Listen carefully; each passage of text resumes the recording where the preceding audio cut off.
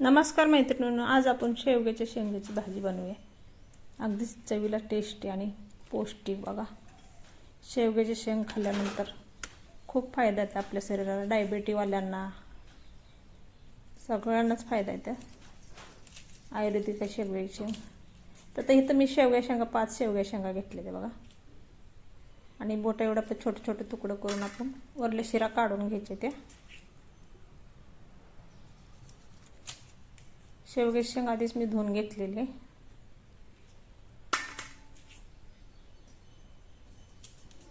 तर अशा पद्धतीने मी चिरून घेते बघा। वरला पूर्ण शिरा काढून घ्यायचा आपल्याला।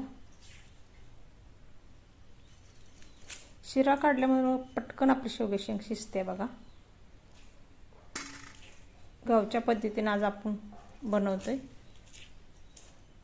गावाकडली रेसिपी आपली आहे बघा। ही साधी सोपी पद्धतीची, जास्त आपण मसाला पण वापरत नाही। अशा पद्धतीने मी सर्व शेंग वरल्या शिरा काढून घेतले ते बघा। चवीला म्हणता एक नंबर होते बघा असे काढल्यामुळे। तर कढईमध्ये 2 चमचे तेल घातले, 1 चमचा जिरं घाले, 1 चमचा मोहरी घाले। जिरं मोहरी चांगली फुलू द्यायची। आता आपण शेंग घाले शिजवून घेतलेली, शेंग चांगली तेलामध्ये परतून घेऊया आपण व्यवस्थित। अशी परतल्यामुळे शेंग खूप टेस्टी लागते बघा।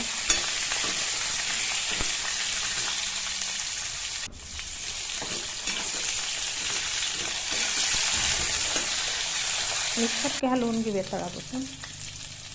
आता 1 मोठा चमचा मी खोबरं लसूण जिरं बारीक करून घातले बघा।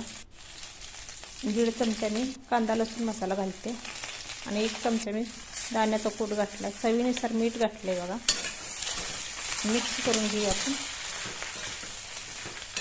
जास्त काही त्यात मसाला आपल्याला घालायची गरज नाही। आता झालं बघा। साधी सोपी पद्धतीने आपण आज शेवग्याची शेंगाची भाजी बनवतो। आता शेंग शिजायपुरतं आपण पाणी घातलेलं आहे। पाणी घातल्यानंतर मिक्स करून घेऊया।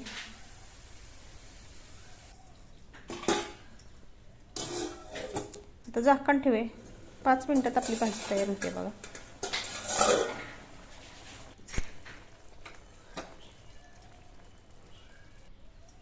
आता आपली शेवग्याची शेंग शिजली का बघूया। झाकण काढून घेतले मी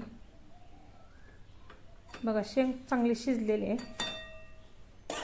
आता आपण डिशमध्ये काढून घेतले बघा। रेसिपी आवडली लाईक करा, सबस्क्राईब करा। अशाच नवीन नवीन रेसिपीमध्ये भेटूया।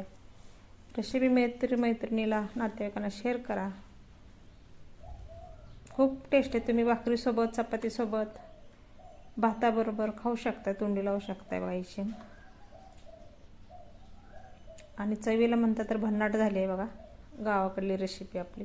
काहीच जास्त मसाला सुद्धा वापरण्यात, तर पण टेस्ट भारी येते बघा। नक्की एकदा करून बघा। बाय बाय, धन्यवाद।